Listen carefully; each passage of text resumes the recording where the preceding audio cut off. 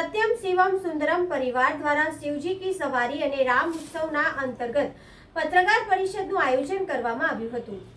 વડોદરા શહેરમાં સયાજીગંજ વિસ્તારમાં આવેલી ખાનગી હોટલમાં સત્યમ શિવમ સુંદરમ પરિવાર દ્વારા શિવજી કી સવારી અને રામ ઉત્સવના અંતર્ગત પત્રકાર પરિષદ આયોજિત કરવામાં આવ્યા।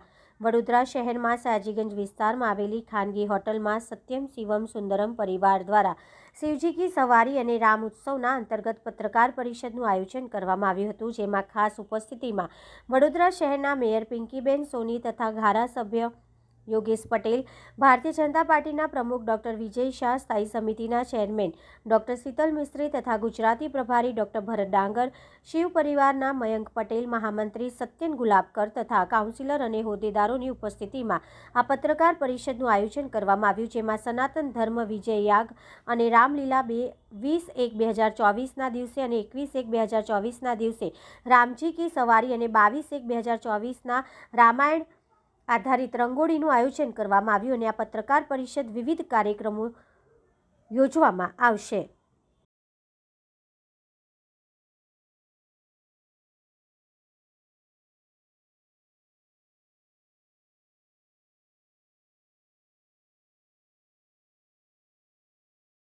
આગામી 22 જાન્યુઆરીના રોજ અયોધ્યામાં 500 વર્ષ પછી ભગવાન રામલલ્લાની પ્રાણ પ્રતિષ્ઠા થઈ રહી છે। દેશના વડાપ્રધાન નરેન્દ્ર મોદીજીનું જે સપનું છે સાકાર થઈ રહ્યું છે, ત્યારે વડોદરા શહેરમાં પણ આ 22 જાન્યુઆરીના જે કાર્યક્રમ નિમિત્તે રામલલ્લાના કાર્યક્રમો શિવ પરિવાર દ્વારા થાય એ માટે આજે અહીં સૂર્યા પેલેસમાં મિટિંગ બોલાવી હતી। એમાં જે વડોદરા શહેરના ભાવિક ભક્તો, શિવ ભક્તો, રામ ભક્તો હાજર હતા। ખાસ જે કાર્યક્રમો છે 17 તારીખથી 22 તારીખ સુધીના 5 કાર્યક્રમો છે અને આ 5 કાર્યક્રમો રંગે ચંગે ઉજવાય એ માટે આજની આ મિટિંગમાં ખાસ બધા ઉપસ્થિત રહ્યા છે। એને અમે અપીલ કરી છે।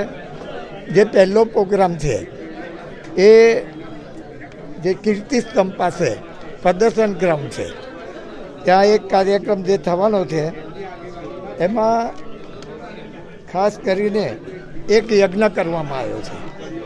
આ યજ્ઞ છે 17 તારીખે સવારે 9:30થી બપોરે 4 કલાકે એની પૂર્ણાહુતિ થવાની છે। આ સનાતન ધર્મ વિજય યાગ થવાનો છે। સવારે 9 વાગે શરૂ થશે, સાંજે 4 વાગે 4-4:30 એની પૂર્ણાહુતિ થવાની છે।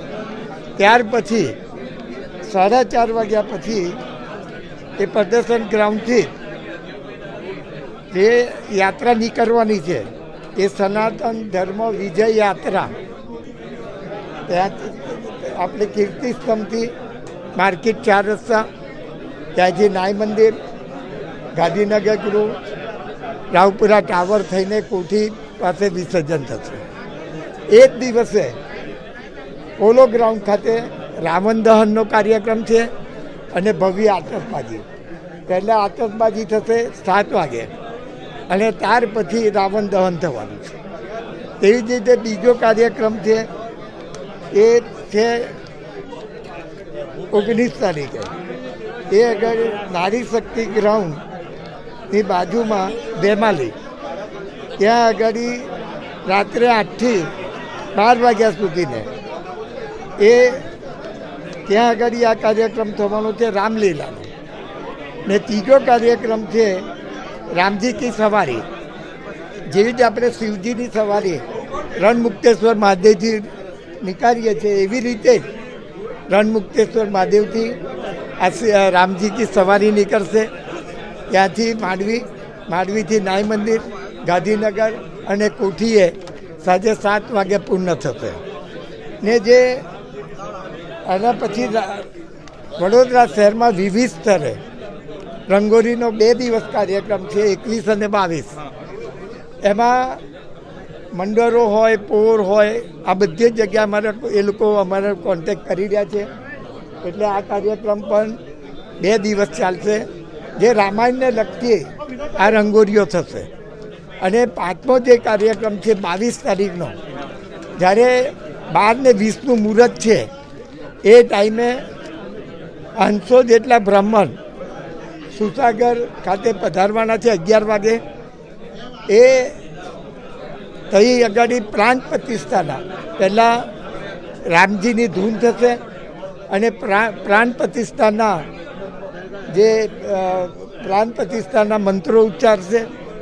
અને આજુબાજુ જે ભક્તો હાજર રહેશે એ પણ રામધૂન કરશે.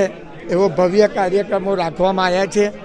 તો વડોદરા શહેરના ભાવિક ભક્તો આ બધા કાર્યક્રમમાં જોડાય ને આપણે બધા જ ભેગા સાથે મળીને રંગે ચંગે આ કાર્યક્રમ કરીએ એવી ભગવાન રામજીને બી પ્રાર્થના કરું છું, ભગવાન શિવજીને પણ હું પ્રાર્થના કરું છું. Subscribe now and press the bell icon. Never miss an update.